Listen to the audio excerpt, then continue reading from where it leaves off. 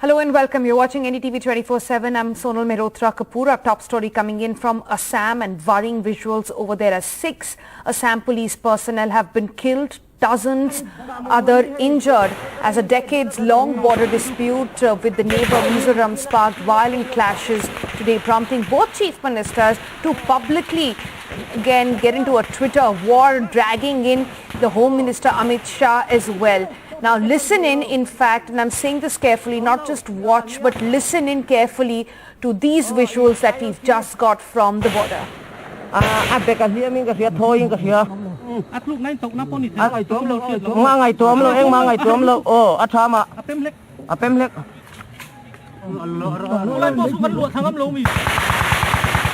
The entire development has been quite unfortunate. It all started with the Assam police aggression into the duty camps of CRPF and Mizoram police near Vairengte auto rickshaw stand. With the intervention of the Union Home Minister, who spoke to both the chief ministers, Assam police have withdrawn from the place and the duty posts have been handed back to CRPF personnel. The government of Mizoram strongly condemns the unjustified act of the government of Assam in this Situation there worrying and only escalating, because it's not just the Assam-Mizoram border, but now reports coming in from the Assam-Meghalaya border as well, witnessing violence. Situation turned violent after the clash broke out between local residents there in the Kailing region in Meghalaya, and that was between Assam police. You see those visuals on your screen right now, while objecting to attempt a Meghalaya Electricity Corporation to erect an electricity pole in the area.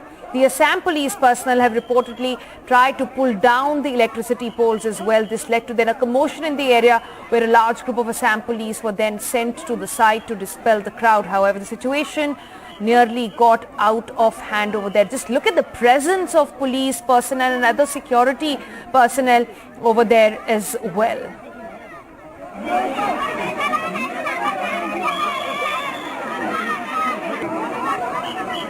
Let's also bring you the tweets that have come out from Himanta Biswa Sarma at this point. He says he's deeply pained to inform that 6 brave Jawans have lost their lives, have sacrificed their lives while defending constitutional boundaries of our state at the Assam-Mizoram border. My heartfelt condolences to the bereaved family, he says. But this is very, very troubling. Imagine this is not a dispute happening across nations, but between the states here in the country and between the northeastern states. And just a couple of days ago, we had the chief minister sit down together on several issues. Ratnadeep joins us now for the very latest. Ratnadeep, the situation escalating. What's worrying is that it was earlier the border of Assam with Mizoram. Now at the border of Assam and Meghalaya also some tension.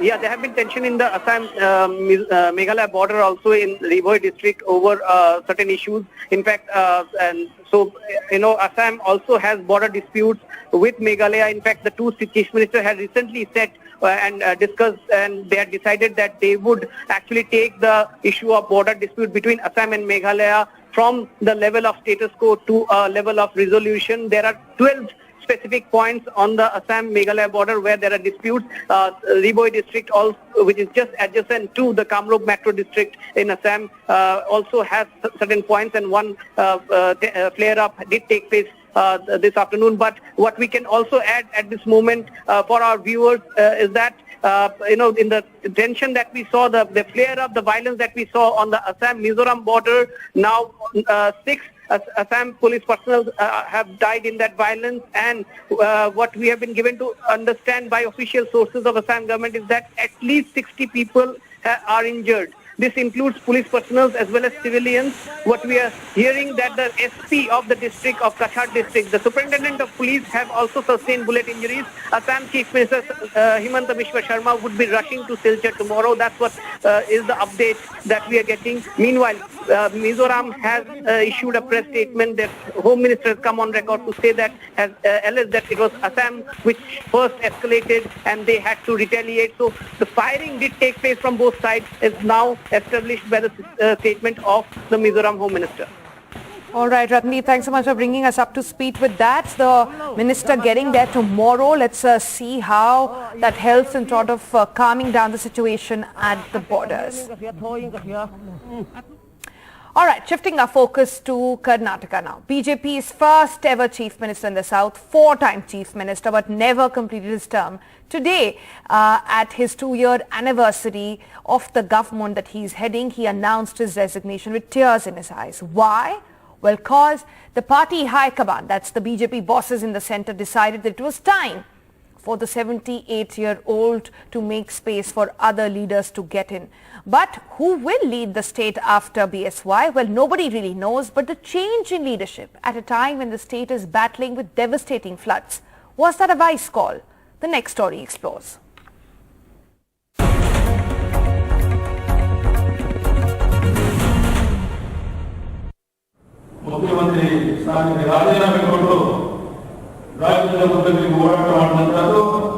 Emotional, tearful. The BJP's first ever chief minister in South India, sworn in 4 times without completing a single term. B.S. Yediyurappa announcing his resignation at an event to mark his 2 years in power.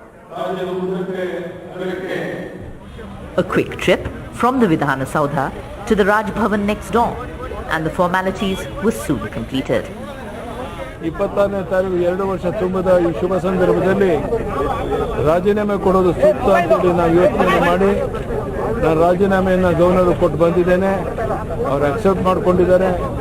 I am grateful to prime minister Narendra Modi ji. Speculation over his resignation had peaked after his sudden trip to Delhi earlier this month. It came in the backdrop of vocal complaints against him by some state party colleagues for his style of functioning, and against his son Vijendra for alleged interference in state affairs. At 78, Yediyurappa is well over the BJP's unofficial age limit of 75 for public posts. He would be 80 at the time of the next state elections. And many corruption charges against him over the years would not have helped his case. But he built the BJP in Karnataka and has been far and away their best known and most charismatic leader. Naming the successor to this powerful Lingayat leader will be a challenge. The Lingayats are a large and powerful group in the state and are largely seen as a BJP vote bank. It is natural. He was very much emotional. Any thoughts on who will be next? Who will take over? No idea.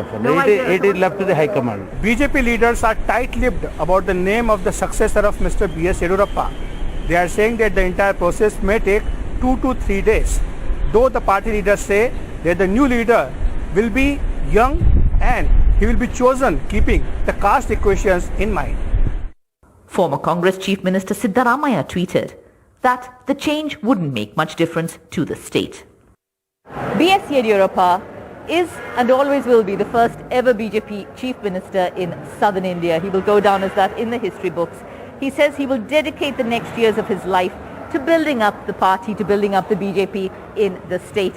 Speculation, of course, of his resignation came after his meeting with Prime Minister Modi, but he chose the occasion of his 2nd anniversary in power to make that tearful, emotional announcement that he would be stepping down. He will be a very hard act to follow for whoever the BJP chooses to succeed him. With DM Kumar, Maya Sharma in Bengaluru for NDTV.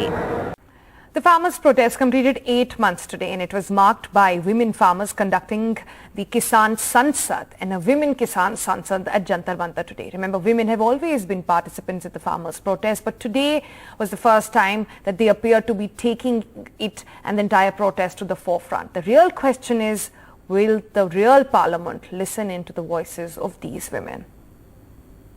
आज तक महिलाओं को दबाया गया है, लेकिन दबने वालों में से नहीं है। अपने काले कानून रद्द करा के जाएंगे।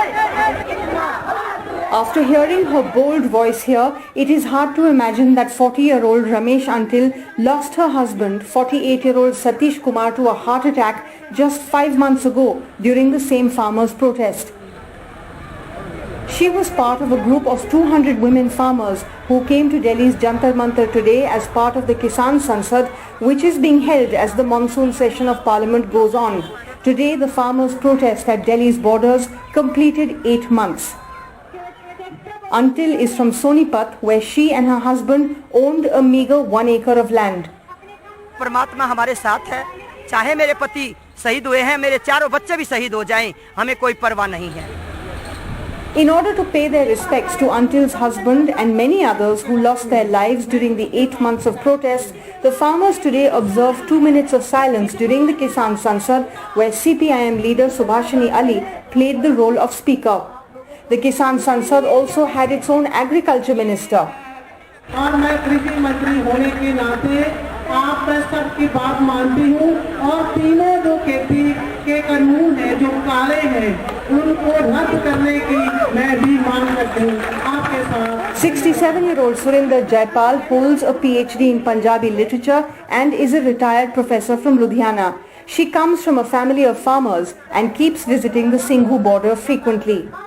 किसानों की बात वो अच्छी तरह से नहीं सुनते और वो सुनना नहीं चाहते। जो लोग सुनना नहीं चाहते उनके कान जो है ना वो सुनते हैं, उनमें कोई नुक्स नहीं है, वो सुन सकते हैं, पर जो सुनना नहीं चाहता उसको सचमुच कोई आवाज नहीं सुनती।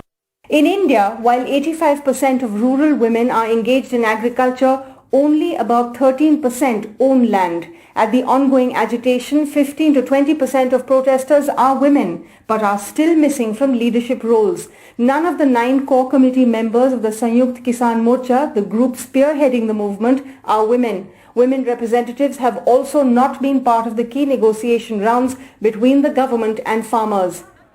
The Kisan Sansad also saw celebrity faces like actress and activist Gul Panag, who came to show their support to the farmers. बहुत लोग हमारे मीडिया में यहाँ के दोस्त बैठे हैं, वो पूछते हैं कि सरकार मान तो रही है, अमेंडमेंट तो करने को तैयार है। मेरा सिर्फ एक सबमिशन है, वो ये कि जो कानून प्रॉपर कार्रवाई से पास ही नहीं किए गए, उनकी किसी भी अमेंडमेंट में हमें कोई रुचि नहीं है। अगर कानून सही तरीके से पास नहीं किए गए, उन्हें रद्द करना पड़ेगा, उन्हें रद्द करना पड़ेगा, उन्हें रद्द करना पड़ेगा। Women have always been a part of these farmers' protests, but today is the first time that they've appeared at the forefront and held their own parliament. But the government tussle continues, and the big question remains, will the real parliament listen to their demands? In New Delhi with camera person Sudesh Kumar Ram, this is Sukirti Dwivedi for NDTV. With that, a quick break. On the other side, an exclusive interview with Meera Bai as she comes back home with a lot of cheer, welcome flowers and, well, pizzas waiting for her.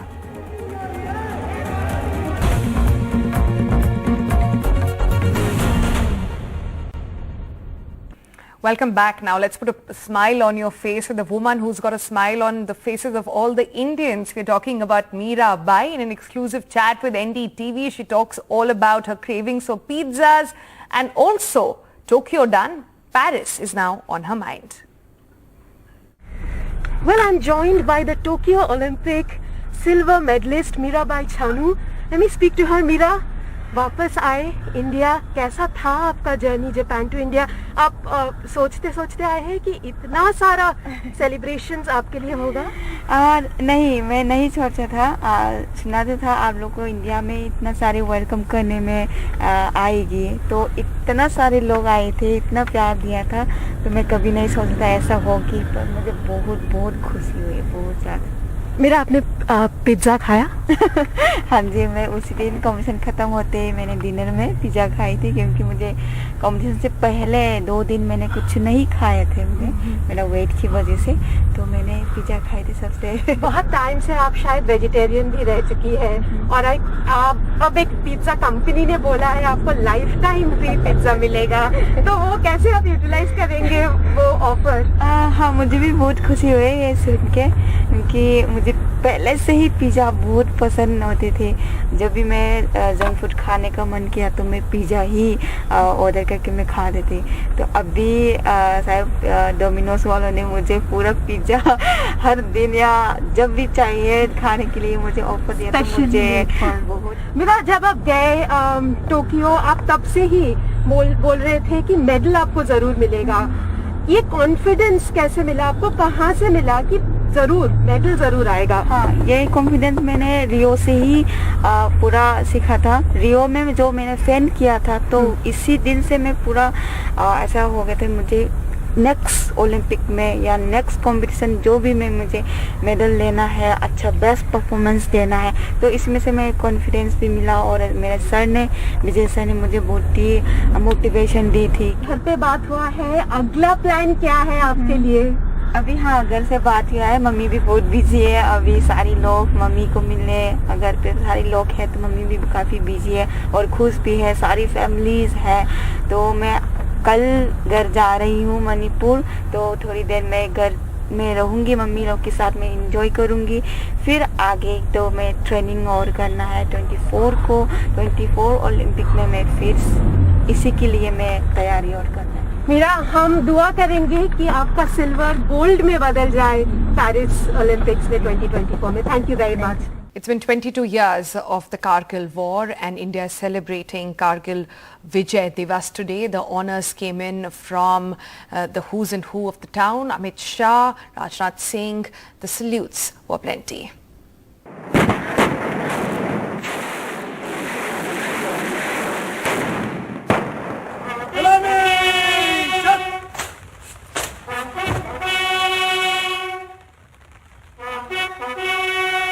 जीत पहाड़ की ऊंचाई की नहीं, भारत की सेनाओं के ऊंचे हौसले और सच्ची वीरता की थी।